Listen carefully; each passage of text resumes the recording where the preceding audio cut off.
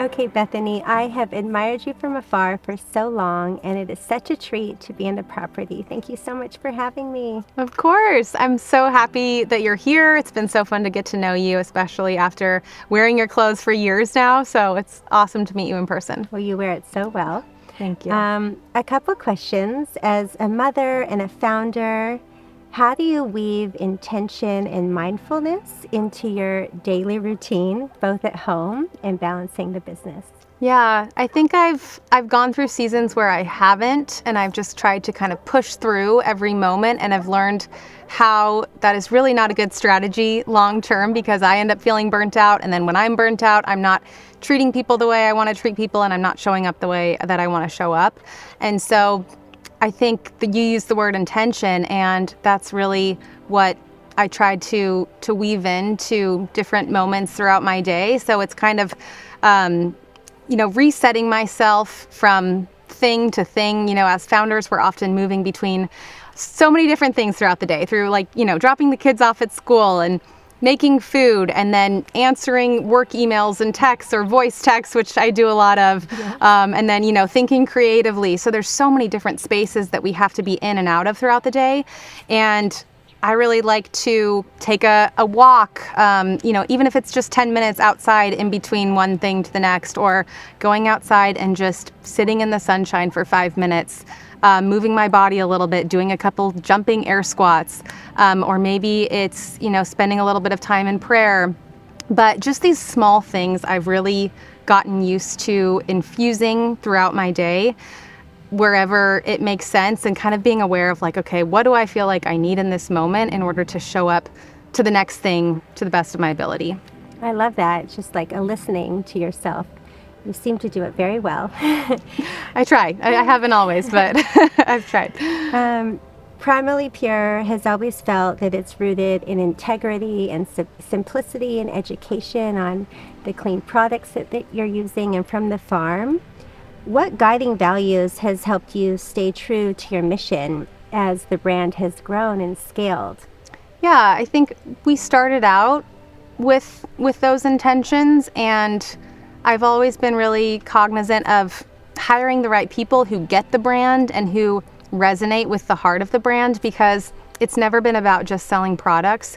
It's been about all of the things that you mentioned, and you mentioned education. That's always been such a big heartbeat behind the brand, because to me the products and the education go hand in hand, and I really want to help women, help people live life to the fullest. And that isn't just about the products we use on our skin, although that's a huge piece of overall health and wellness.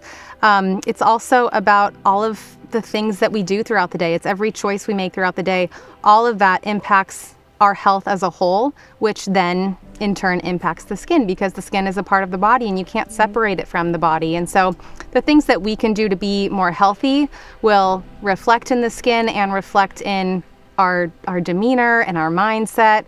And yeah, I just think it's always been a core value of the brand, and we try to bring in people that also identify with that mission, and have just kept things really aligned in that way as the company has grown, and have continued to pay really close attention. I really gatekeep our product's quality and the messages that we put out there as a brand, because I want to maintain that connection with our customer and really keep that trust with our customer.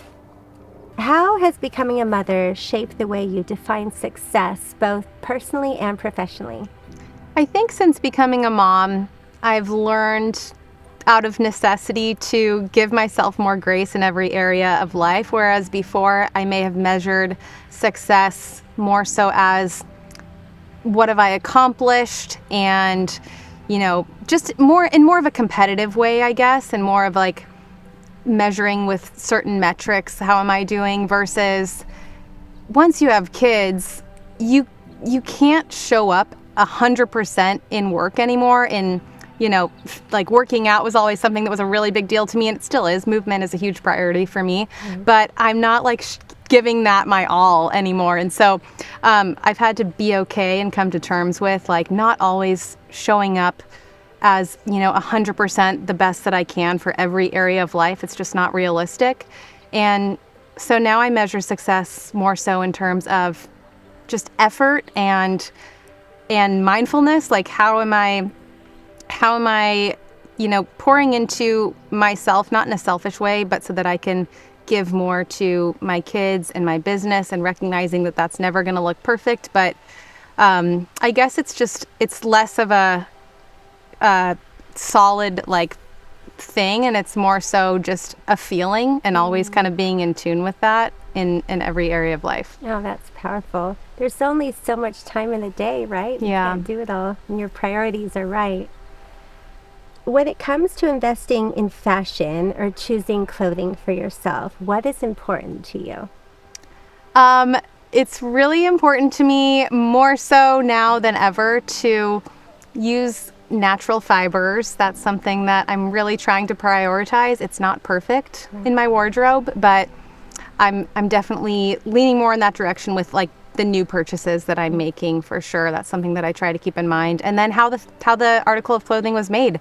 I know too much now about how fast fashion works to feel okay going down that route. And that's not to say that I never buy anything fast fashion, but it's a continual effort to go a different direction with my purchases. And it feels so much better, like just like we talked about a little bit earlier, energetically, like wearing clothing that was made ethically, that I can feel good knowing that the people who made it were treated well and paid fair wages.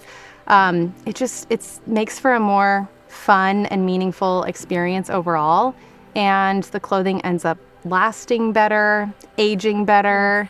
So yeah, it's a journey, I think. And it's not like other things where I've been able to make a pretty like quick overhaul of like my diet when I started eating whole foods. I did that pretty quickly. It's more of a slower transition, but it's like continually being aware and striving for better quality stuff. I love it. It's not about perfection, it's about progress. And I love how you said it's the journey and not getting to the destination. And that's a great message. And lastly, what is inspiring you lately? Okay, nature, I would say. I mean, it always has. And I think of product ideas a lot while I'm on different trips and vacations. We have that in common. Yeah. But more so now than ever, I just crave it. Like when the sun comes out, just like a minute ago, we were just like basking in the sun. It's like, man, I just think that creation, nature is so beautiful, and it is so much more inspiring being outdoors than sitting inside at a desk or whatever. I don't know. I think we were meant to be outside a lot more than we are right now as humans. The average child right now spends less time outdoors than a maximum security prisoner. And I'm trying to do something different, like personally and with my kids, because I think it's so healthy to be outside, and it's not only inspiring, but it's good for the body, good for the soul, just good all around. Oh, well, thank you. Thank you for so sharing much. your story with us. Thanks, and Angela. Such an honor to meet you. Oh, likewise. Thanks.